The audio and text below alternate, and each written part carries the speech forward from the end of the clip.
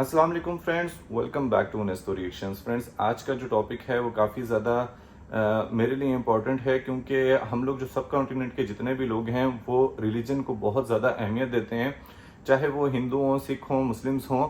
और मेरा ये वीडियो बनाने का मकसद भी यही है कि मैंने आज तक कभी भी हिंदुज़म के बारे में स्टडी नहीं की, और ना ही मुझे पता है। जो थोड़ा बहुत पता भी है वो सिर्फ बॉलीवुड या फिर हमारे मीडिया में जिस तरीके से हिंदुज़म को दिखाया जाता है वो थोड़ा बहुत पता है। तो मैं जानना चाहता हूँ कि थोड़ी डिटेल जानना चाहता हूँ इस रिलीजन के बारे में कि ये रिलीजन क्या कहता है और इसकी डिटेल क्या है। और मैं पर्सनली बिलीव करता हूँ कि इंसान को डिफरेंट जो रिलीजन्स हैं उनको स्टडी करना चाहिए। आपकी नॉलेज में इजाफा होता है, आप डिफरेंट वे में चीज़ों को देखना शुरू करते हैं। फिर तो हम लोग जो हैं वो काफ़ी ज़्यादा, क्योंकि हमारे बिलीव्स बहुत स्ट्रांग होते हैं अपने रिलीजन को लेकर, तो इसलिए मैं इतना ज़रूर कहना चाहूँगा कि मेरा मकसद सिर्फ रिलीजन को समझने के लिए मैं इसकी केस स्टडी समझ रहा हूँ, देख रहा हूँ। तो मैं आपके साथ रिएक्शन भी देने का मकसद यही था कि आप लोग अगर मुझे इसमें और ज़्यादा एक गाइड कर सकें कमेंट्स में, या कोई और ऐसी वीडियोस हो वो सजेस्ट कर सके तो मुझे ज़रूर कीजिएगा, मैं ज़रूर देखना चाहूँगा। इस वीडियो का जो टाइटल है उसकी तरफ आते हैं। इस वीडियो का टाइटल है what is Hinduism, a religion और अ वे ऑफ लाइफ। तो चल के देखते हैं इस वीडियो को। इस वीडियो का ओरिजिनल लिंक आपको टॉप ऑफ द डिस्क्रिप्शन में मिल जाएगा, प्लीज़ उसको चेकआउट कर लीजिएगा। और अगर आप हमारे चैनल पर नए हो तो प्लीज़ पहले चैनल को सब्सक्राइब कर दें, बेल आइकन के बटन को ज़रूर प्रेस कीजिएगा ताकि हर नई आने वाली वीडियो का नोटिफिकेशन आपको सबसे पहले मिल जाए। स्टार्ट करते हैं वीडियो को बिना किसी देरी के। Let's start. Hinduism, a history. Welcome to Study IQ. मेरा नाम है आदेश सिंह। हिंदुइज्म दोस्तों एक ऐसा रिलीजन है जो हजारों सालों से जीवित है। एक ऐसा ट्रेडिशन जिसने इंडियन सब कॉन्टिनेंट में जन्म लिया और यहाँ के कल्चर को शेप किया। हिंदुइज्म सिर्फ एक रिलीजन ही नहीं बल्कि मेजॉरिटी ऑफ इंडियंस की इंटेग्रल पहचान भी है। लेकिन दोस्तों हिंदुइज्म एक ऐसा शब्द है जिसे खुद को हिंदू कहने वाले भी अक्सर पूरी तरह नहीं समझते। कोई इसे रिलीजन कहता है तो कोई इसे एक वे ऑफ लाइफ बताता है। आखिर हिंदुइज्म का सही मतलब है क्या? अपनी इस वीडियो में हम इसी सवाल का जवाब जानने की कोशिश करेंगे और समझेंगे कि हिंदुइज्म कैसे वे ऑफ लाइफ की तरह शुरू होकर एक रिलीजन के फॉर्म में डेवलप होता है। दोस्तों हिंदुइज्म दुनिया के सबसे पुराने रिलीजन्स में से एक है। इसकी शुरुआत कब हुई इसका कोई डेफिनेट आंसर नहीं मिलता, लेकिन ऐसा माना जाता है कि ये 4000 सालों से भी पुराना है। आज दुनिया के लगभग हर कोने में हिंदुइज्म को फॉलो करने वाले लोग रहते हैं, जिनमें से 90% इंडिया को बिलोंग करते हैं। फॉलोअर्स के मामले में लगभग 900 मिलियन फॉलोअर्स के साथ हिंदुइज्म क्रिश्चियनिटी और इस्लाम के बाद तीसरा सबसे बड़ा रिलीजन है। इसी के साथ साथ संस्कृत लैंग्वेज एक इंपॉर्टेंट लैंग्वेज जुड़ती है जो इसी के साथ ग्रो हुई और जिसने हिंदुइज्म के बिलीफ सिस्टम्स को स्प्रेड करने में इंपॉर्टेंट योगदान दिया। माना जाता है कि प्रोटो इंडो आर्यन और प्रोटो इंडो यूरोपियन लैंग्वेजेस भी संस्कृत से ही डेवलप होती हैं। आइए सबसे पहले हिंदू शब्द के ओरिजिन को समझते हैं। Origins of the word Hindu. दोस्तों हिंदू शब्द नॉर्दर्न इंडिया में फ्लो होने वाली रिवर इंडस से डिराइव हुआ है। एंशिएंट टाइम्स में इस रिवर को सिंधु नाम से जाना जाता था, लेकिन जब पर्शियंस का माइग्रेशन इंडिया में होता है तो वो इसे हिंदू कहते हैं और यहाँ के लैंड को हिंदुस्तान और रहने वाले लोगों को हिंदूज का नाम देते हैं। इस तरह हिंदू शब्द को पहली बार 6th सेंचुरी BCE में पर्शियंस ने यूज किया था। उस समय हिंदुइज्म शब्द एक कल्चरल से ज्यादा जियोग्राफिकल लेबल हुआ करता था।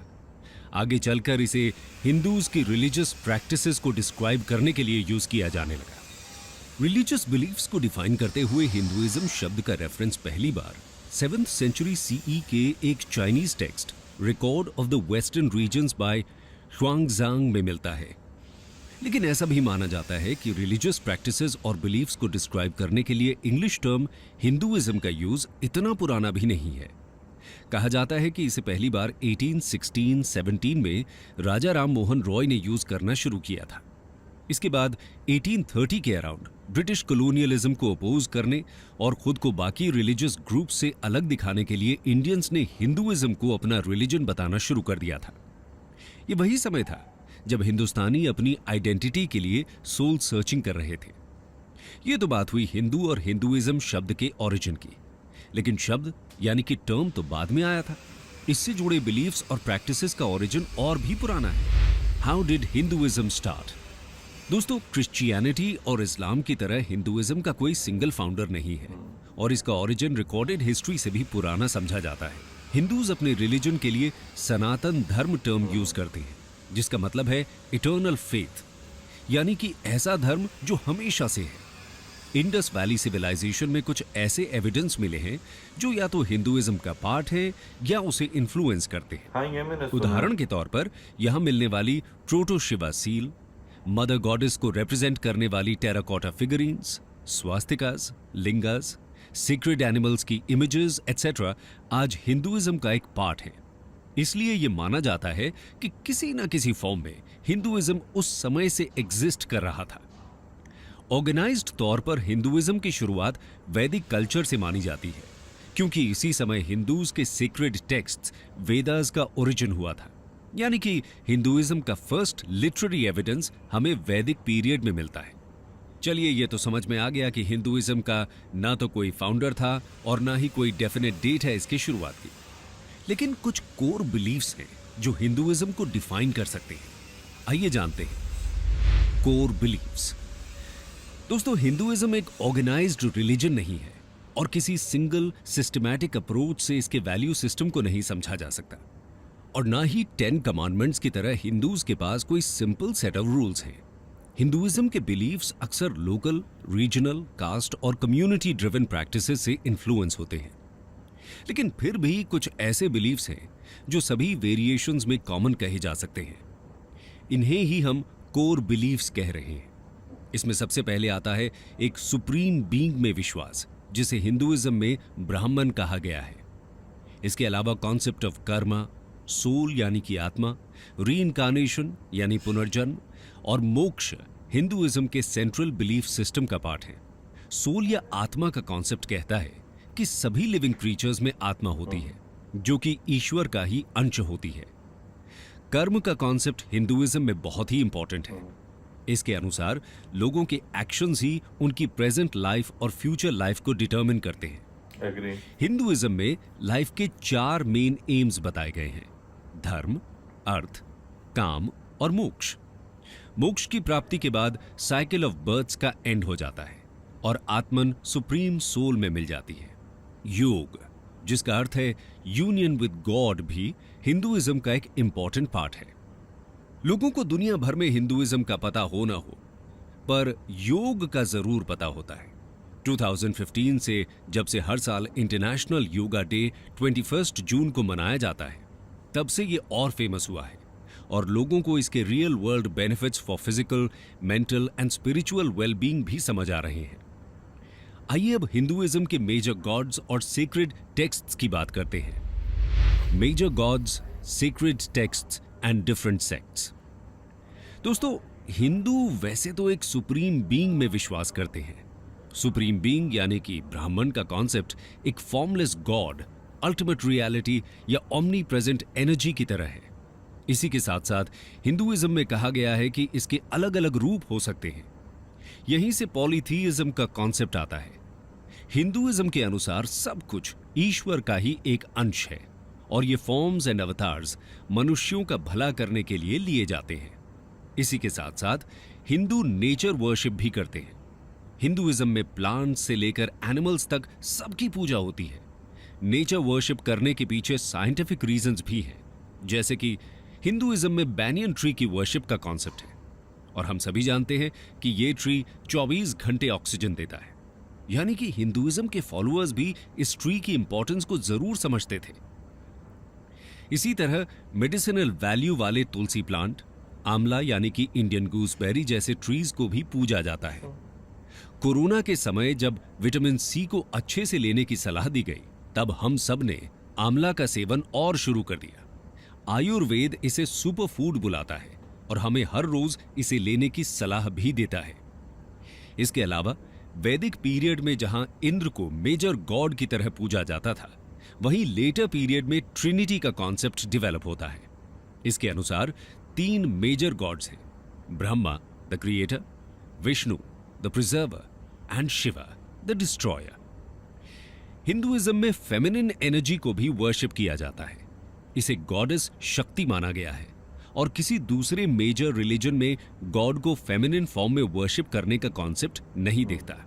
इसके अलावा मल्टीपल गॉड्स एंड गॉडेसेस हैं जिन्हें अलग अलग एट्रीब्यूट से जोड़ा जाता है, जैसे कि लॉर्ड गणेशा को रिमूवर ऑफ ऑब्स्टिकल्स यानी कि विघ्नहर्ता कहा गया है, तो देवी सरस्वती को गॉडेस ऑफ नॉलेज। जिस तरह हिंदुइज्म का कोई सिंगल फाउंडर नहीं है, ठीक उसी तरह बाइबल या कुरान के जैसे कोई सिंगल बुक भी हिंदुइज्म को रिप्रेजेंट नहीं करती, बल्कि मल्टीपल टेक्स्ट्स हैं जो हिंदुइज्म में सीक्रेट माने गए हैं। इसमें सबसे पुराने हैं 4 वेदास, ऋग्वेद, यजुर्वेद, सामवेद और अथर्ववेद। हिंदू मान्यता के अनुसार वेदास इटर्नल ट्रूथ को रिप्रेजेंट करते हैं और खुद ईश्वर ने इन्हें सेजेस यानी ऋषिज को रिवील किया था। इसके अलावा उपनिषद्स, पुराणास, एपिक्स, रामायण एंड महाभारत और भागवत गीता हिंदूज की मेजर होली बुक्स हैं। बाकी रिलीजन्स की तरह हिंदूज के भी डिफरेंट सेक्ट्स देखने को मिलते हैं। इसमें 4 मेजर सेक्ट्स हैं: वैष्णव, शैव, शाक्त और स्मर्तस। वैष्णव लॉर्ड विष्णु को वर्शिप करते हैं, शैव लॉर्ड शिवा को और शक्त देवी शक्ति को। वहीं स्मर्ता ट्रेडिशन में 5 डेटीज को एक सुप्रीम बीइंग का पार्ट मानकर वर्शिप किया जाता है। इनके अलावा और भी बहुत सारे सेक्ट्स और सब सेक्ट्स हिंदुइज्म का पार्ट हैं। हिंदुइज्म में मल्टीपल सेक्ट्स का डेवलपमेंट तो हुआ है, लेकिन बड़ी बात यह है कि इनके डेवलपमेंट में कोई हिंसा यानी वायलेंस देखने को नहीं मिलती। सभी सेक्ट्स एक दूसरे के साथ पीसफुली कोएग्जिस्ट करते आए हैं। इसकी बड़ी वजह यह है कि सभी हिंदू सेक्ट्स के कोर बिलीव्स सेम ही हैं और फिलोसॉफिकल बेसिस पर ये एक दूसरे को काउंटर नहीं करते। एक दूसरे के एग्जिस्टेंस को सेक्ट्स रेडिली एक्सेप्ट करते हैं, क्योंकि टॉलरेंस हिंदुइज्म का एक कोर बिलीफ है। ये तो बात हुई हिंदूज के रिलीजियस बिलीफ्स, उनके गॉड्स और मेजर टेक्स्ट्स की। अब हिंदुइज्म के साथ इवॉल्व हुए सोशल सिस्टम के बारे में बात करते हैं। Evolution of Hindu social systems. दोस्तों, हिंदुइज्म में सोशल ऑर्डर की फाउंडेशन वर्ण सिस्टम से बनती है। वर्ण सिस्टम का ओरिजिन ऋग्वेद के पुरुष सूक्त में मिलता है। इसके अनुसार सोसाइटी को 4 वर्णास में डिवाइड किया गया है: ब्राह्मण्स, क्षत्रियस, वैश्यस और शूद्रस।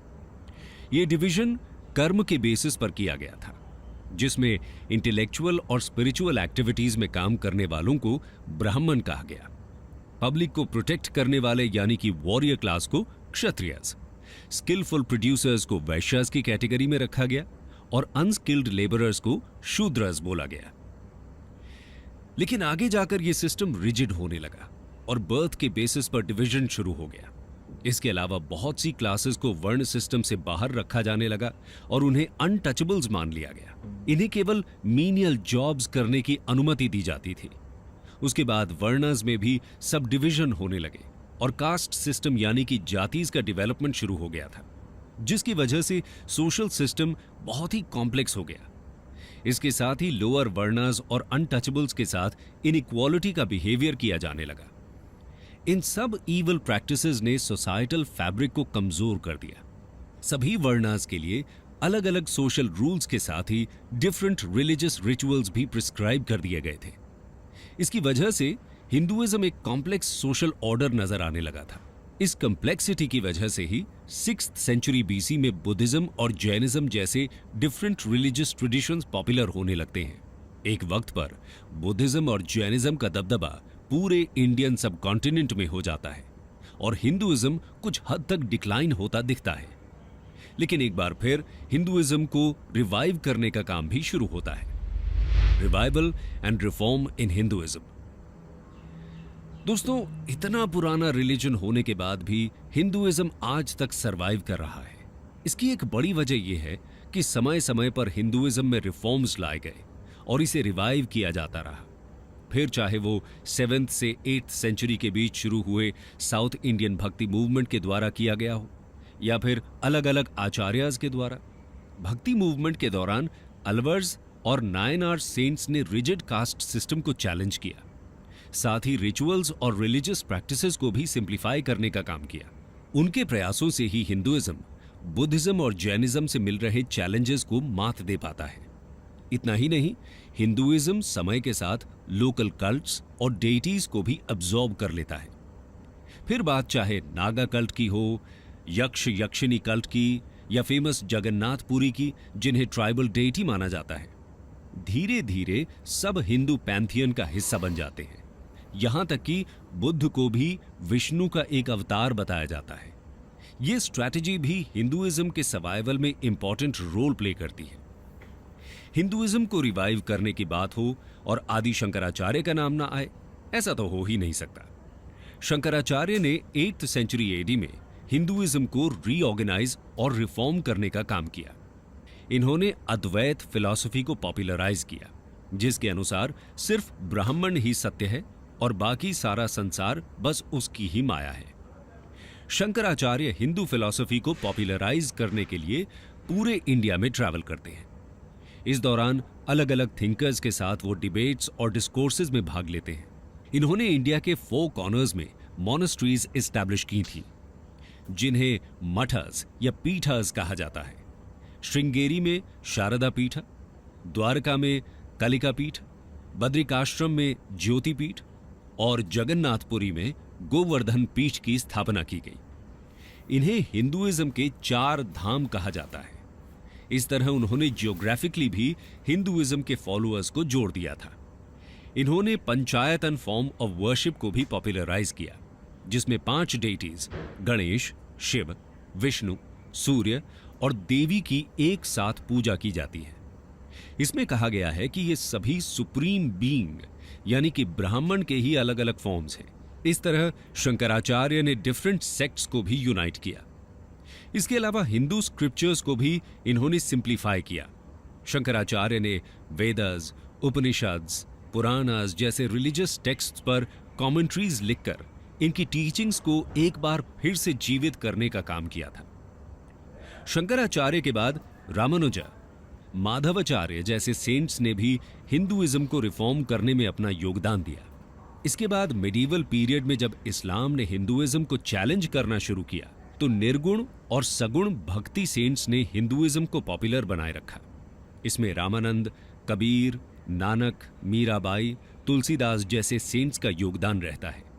अगर मॉडर्न पीरियड की बात करें तो राजा राम मोहन रॉय, स्वामी दयानंद सरस्वती और स्वामी विवेकानंद जैसे रिफॉर्मर्स ने हिंदू ग्लोरी को एक बार फिर से रिवाइव किया था। 19th सेंचुरी में इन सोशो रिलीजियस रिफॉर्मर्स की वजह से क्रिश्चियन मिशनरीज हिंदूज को कन्वर्ट करने में बहुत ज्यादा सफल नहीं रहते। जिस तरह की सफलता इन्हें अफ्रीका या दूसरी कॉलोनीज में मिली थी, इंडिया में वैसी सफलता देखने को नहीं मिलती। स्वामी विवेकानंद ने 1893 में शिकागो में ऑर्गेनाइज्ड वर्ल्ड रिलीजियस कॉन्फ्रेंस में जाकर वर्ल्ड स्टेज पर हिंदुइज्म की फिलॉसफी को पॉपुलराइज किया।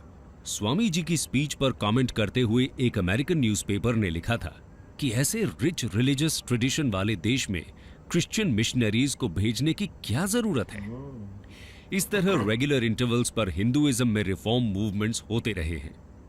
हिंदू फिलॉसफी में कहा भी गया है कि जब जब धर्म संकट में आता है, तब तब उसकी रक्षा के लिए खुद ईश्वर अवतार लेते हैं।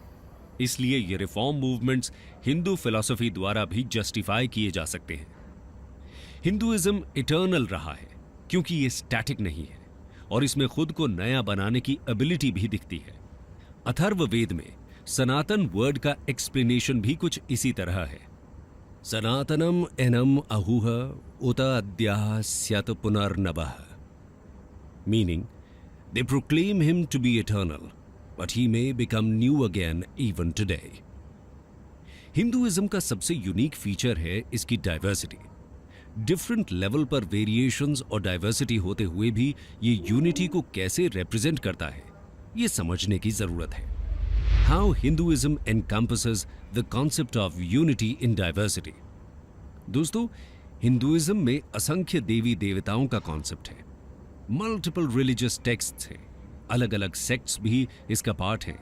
साथ ही रिचुअल्स और बिलीफ्स में भी बहुत ज्यादा डाइवर्सिटी देखने को मिलती है। इस सब के बाद भी हिंदुइज्म अपने फॉलोअर्स को यूनाइट करता है, क्योंकि हिंदू फिलॉसफी इतनी फ्लेक्सिबल है कि सभी व्यूज को इसने एक्सेप्ट किया है। हिंदुइज्म में मान्यता है कि रास्ते अलग अलग हो सकते हैं, लेकिन सबकी मंजिल एक ही है।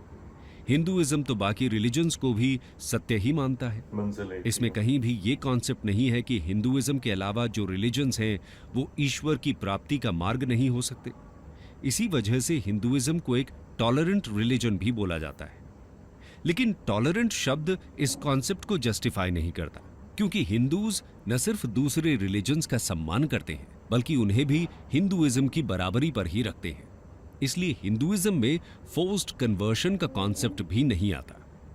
हिंदुइज्म की हिस्ट्री में कभी भी दूसरे रिलीजन के अगेंस्ट धर्म के नाम पर वॉर नहीं हुए हैं। फिर चाहे वो वसुधैव कुटुंबकम की फिलॉसफी हो, जिसके अनुसार पूरा विश्व एक ही फैमिली माना जाता है, या फिर सर्वे भवन्तु सुखिनः जैसे हिम्स।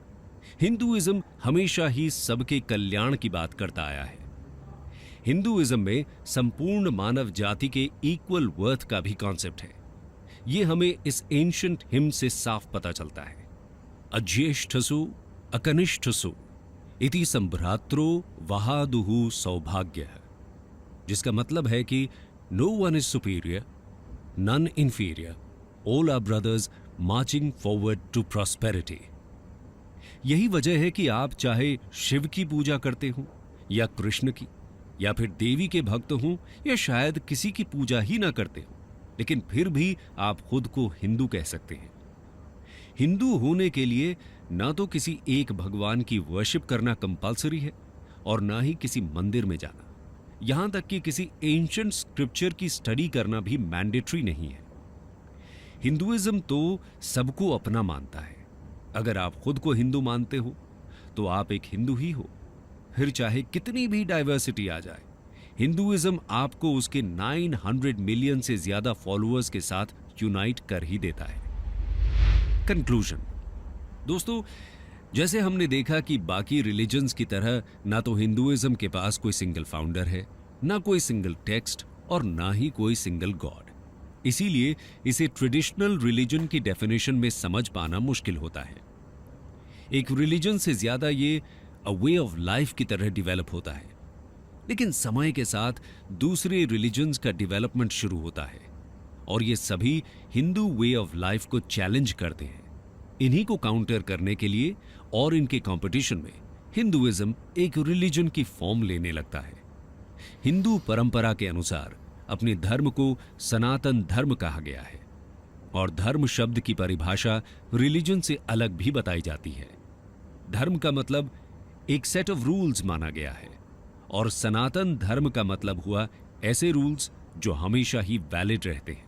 बाकी रूल्स एंड लॉज तो समय और कंडीशंस के अकॉर्डिंग चेंज होते रहते हैं, लेकिन जो हमेशा चलता रहे वही है सनातन धर्म।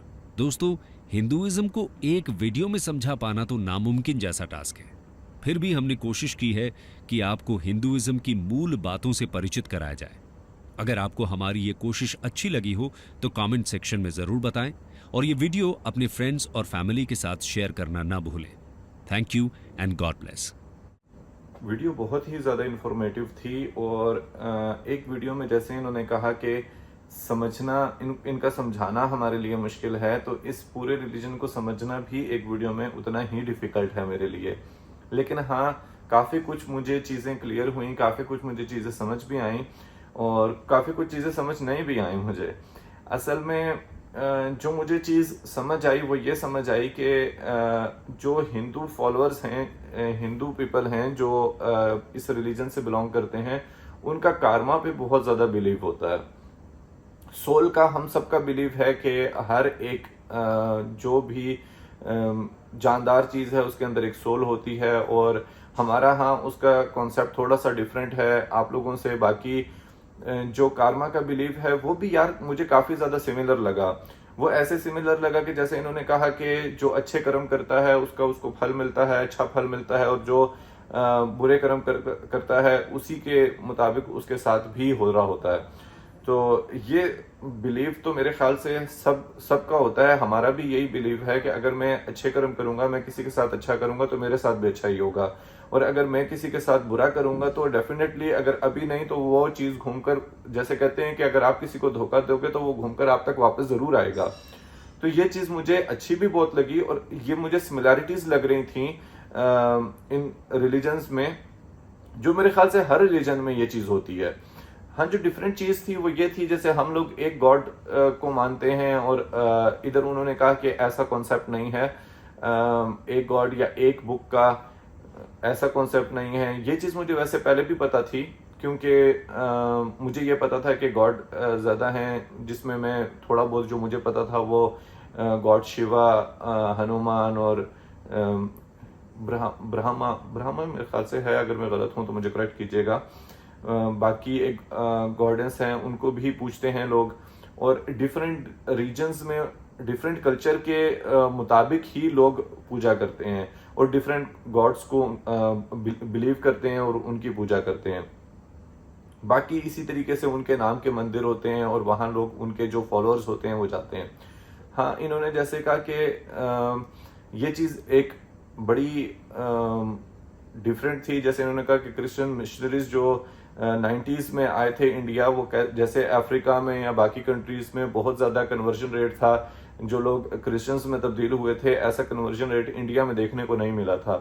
लेकिन इंडिया में मतलब इंडियंस जो हिंदू मजहब को फॉलो करते हैं, रिलीजन को फॉलो करते हैं, वो किसी दूसरे मजहब के लोगों को भी कन्वर्ट नहीं करवाते। इसलिए उन्होंने बताया वीडियो में कि ऐसा नहीं है कि बहुत ज़्यादा फैला हो ये रिलीजन, बल्कि ऐसा है कि जो अभी भी 90% जो लोग हैं वो इंडिया से ही बिलोंग करते हैं, जो इस रिलीजन को मानते हैं। अभी मैंने जैसे देखा है कि काफ़ी ज़्यादा मैं वीडियोस में देख रहा होता हूँ कि योगा, जैसे योगा का बता रहे थे, तो काफ़ी ज़्यादा जो यूरोपियन लोग हैं, गोरे हैं, वो इस चीज़ को बहुत ज़्यादा करते हैं, इस प्रैक्टिस करते हैं इस चीज़ की। और यार मुझे ऐसा लगता है, शायद मैं गलत हूँ, लेकिन जो चीज़ भी ऐसी है ना जो एक दूसरे रिलीजन्स को एक दूसरे के साथ जोड़ती है, जैसे जो कॉमन चीज़ें होती हैं, जैसे मैं सुनता हूँ, बल्कि अब तो नहीं सुनता, काफ़ी टाइम हो गया मैंने सुने हुए, लेकिन एक हमारे अपने स्कॉलर हैं, उनको सुनता था, तो वो क्रिश्चियनिटी और इस्लाम के बीच जितने भी एक जैसी चीज़ें हैं उनको उनके ऊपर बात करते हैं, और वो ये बोलते हैं जैसे कि यार आप इन चीज़ों को डिस्कस किया करें ताकि प्यार और मोहब्बत का रिश्ता बना रहा करे। अब पाकिस्तान में तो क्योंकि ये चीज़ ज़रा कम है, हम लोग यहाँ पे मेजॉरिटी में हैं, तो हमारे साथ माइनॉरिटी में मतलब हिंदू बहुत कम हैं, शायद सिंध की तरफ हैं। लेकिन अब जैसे इंडिया इतना बड़ा कंट्री है, वहाँ पे मुस्लिम्स भी हैं, हिंदूज भी हैं और क्रिश्चियंस भी हैं। तो अगर ऐसी स्पीचेस दी जाएं जिससे आप एक दूसरे के खिलाफ भड़काओ वो हो, तो वो बहुत ज़्यादा यार नुकसान देता है। तो आप ऐसी चीज़ों को डिस्कस करें जो एक दूसरे में मुश्तरका हों, जो आप एक दूसरे को आप कम से कम आप ये कह सकें, जैसे आप कारमा पे बिलीव करते हैं, हम भी बिलीव करते हैं, आप इस चीज़ में बिलीव करते हैं, हम भी करते हैं, तो उन चीज़ों को ज़्यादा बोला जाए। मेरे ख्याल से हर एक दीन जो है, जो रिलीजन है, वो आपको यही सिखाता है कि दूसरों के साथ आपने रवैया कैसा रखना है। आपका पड़ोसी, अब जैसे हमारे कोई अमल करता नहीं करता, ये एक डिफरेंट बहस है, लेकिन कहा जाता है कि अगर आपका पड़ोसी है तो उसका इतना हक है कि बहुत ज़्यादा, मतलब उसका हक है आपके ऊपर। तो वो ये नहीं कहा गया कि वो किसी भी रिलीजन से आप बिलोंग करता हो। ऐसा नहीं है कि अगर वो मुस्लिम होगा तो ही उसका आपके ऊपर हक है। वो किसी भी धर्म से ताल्लुक़ रखता हो, रिलीजन से ताल्लुक़ रखता हो, वो आपके बहुत ज़्यादा आपने उसका ख्याल रखना है, उसको कोई तकलीफ ना पहुँचे, हर मुश्किल में आपने उसका साथ देना है। इन चीज़ों को अगर इंसान प्रैक्टिस करे तो ही फिर वो समझ पाता है। अब असल में हम लोग ज़्यादा जो है ना, वो अपना जो मेन चीज़ें उनसे हट चुके हैं, इसलिए हमें समझ नहीं आती, और हम लोग वो हेट की तरफ, हेट स्पीचेस की तरफ ज़्यादा जाते हैं, जबकि जितने भी रिलीजन्स हैं वो आपस में मोहब्बत ही बांटते हैं। मेरा ऐसा मानना है। बाकी वीडियो बहुत ज़्यादा अच्छी थी, आप लोगों को कैसी लगी ज़रूर कमेंट बॉक्स में बताइएगा। अगर आप लोगों को वीडियो पसंद आई हो तो प्लीज़ वीडियो को लाइक कर दें, चैनल को सब्सक्राइब कर दें, बेल आइकन के बटन को ज़रूर प्रेस कीजिएगा ताकि हर नई आने वाली वीडियो का नोटिफिकेशन आपको सबसे पहले मिल जाए। मिलते हैं नेक्स्ट वीडियो में, टेक केयर।